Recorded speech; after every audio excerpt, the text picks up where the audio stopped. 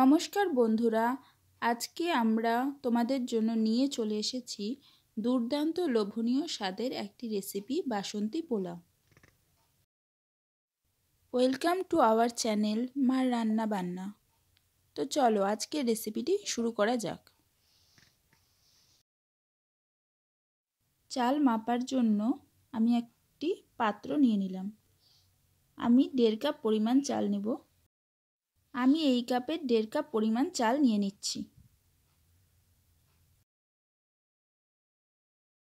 আমি এখানে বাসমতি চাল ইউজ করেছি, তোমরা চাইলে এর পরিবর্তে গোবিন্দভোগ চালও ইউজ করতে পারো।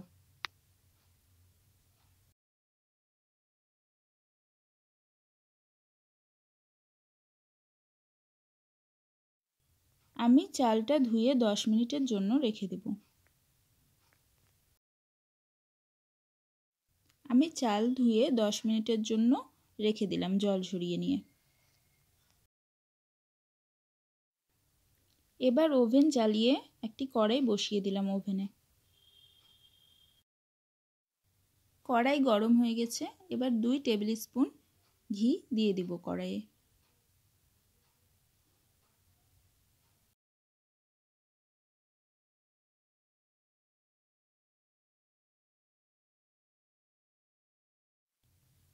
দুটো তেজপাতা দিয়ে দিলাম।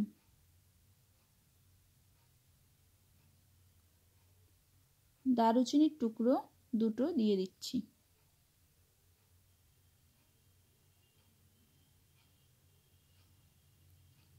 এরপর 5টি লবঙ্গ দিয়ে দিচ্ছি। এরপর একটু হালকা নেড়ে 4টে এলাচ দিয়ে দিলাম।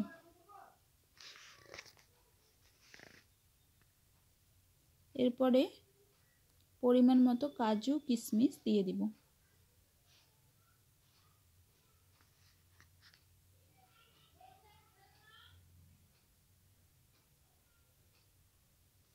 এরপরে একটু হালকা ভেজে নেব। তেজপাতা হালকা ভাজলে তেজপাতার ফ্লেভারটা খুব সুন্দরভাবে বেরোয়। হালকা একটু কালার হলেই তার মধ্যে জল ঝরিয়ে রাখা চালটি দিয়ে দিলাম।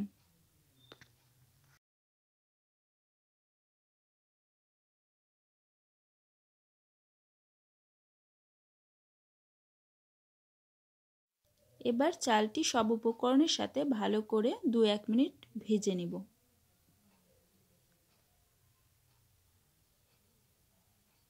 চালটি আমি ভালো করে ভেজে নিচ্ছি। সব উপকরণগুলো ভালো করে মিক্স করে নিতে হবে।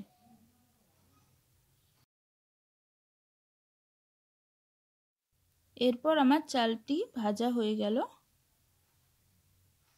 এবার আমি চালের মধ্যে 1/4 টেবিল স্পুন হলুদ গুঁড়ো দিয়ে দিচ্ছি।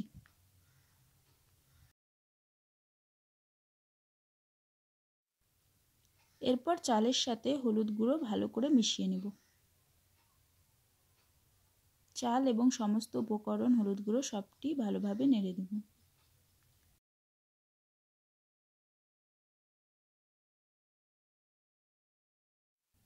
এরপর 1 টেবিল চামচ আদা বাটা দিয়ে দিলাম।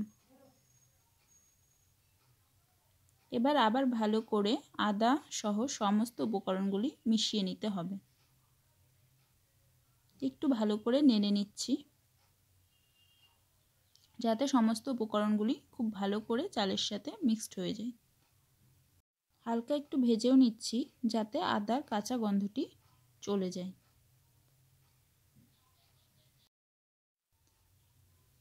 এবার আমি যেই কাপে চাল মাপ করেছিলাম সেই কাপের ডবল জল দিয়ে দিচ্ছি। আমি 1.5 কাপ পরিমাণ চাল নিয়েছিলাম, তাই আমি 3 কাপ পরিমাণ জল দিয়ে দিলাম। তোমরা যতটা পরিমাণ চাল করবে তার দ্বিগুণ জল দিয়ে দিবে।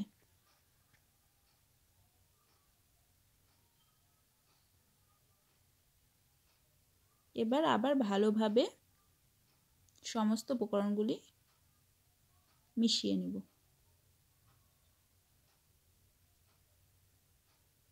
এরপর স্বাদ মতো লবণ দিয়ে দিচ্ছি।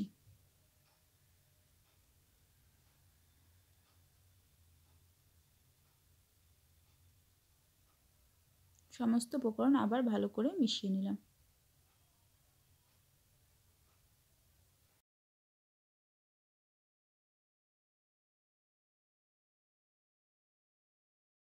এরপর 5 মিনিট মিডিয়াম ফ্লেমে ঢেকে রেখে দেব।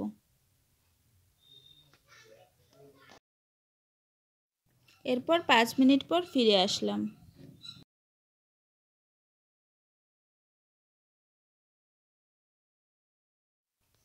এরপর হাফ টেবিল স্পুন চিনি দিয়ে দিলাম।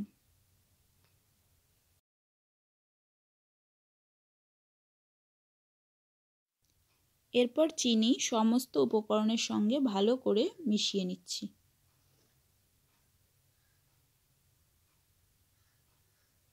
চারপাশ থেকে ভালোভাবে নেড়ে নিলাম।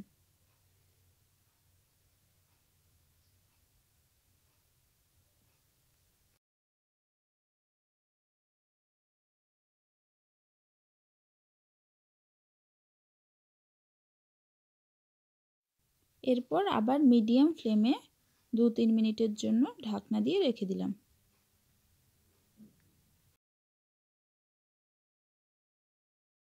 তিন মিনিট পর চলে আসলাম।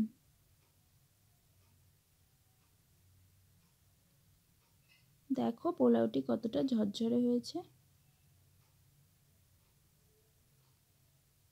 আমাদের বাসন্তী পোলাও রেডি হয়ে গেছে। এবার এটি নামিয়ে নেব।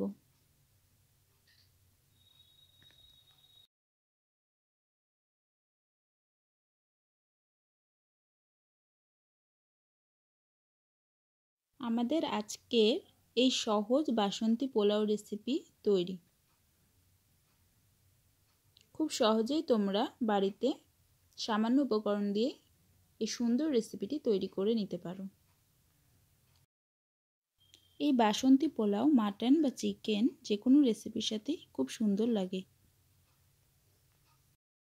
তোমাদের সুবিধার জন্য আমি বাসন্তী পোলাওয়ের উপকরণটি ভিডিও শেষে দিয়ে রাখলাম। তো বন্ধুরা, ভিডিওটি ভালো লাগলে অবশ্যই আমাদের চ্যানেলটিকে সাবস্ক্রাইব করো আর আমাদের পাশে থেকো। ভিডিওটা কেমন লাগলো তোমাদের সবার অবশ্যই কমেন্টে জানিও। এরকম নিত্য নতুন ভিডিও দেখার জন্য বেল নোটিফিকেশনটি অন করে রেখো। ধন্যবাদ বন্ধুরা পুরো ভিডিওটি দেখার জন্য। প্রত্যেকে ভালো থেকো। খুব শীঘ্রই নতুন ভিডিও নিয়ে দেখা হচ্ছে।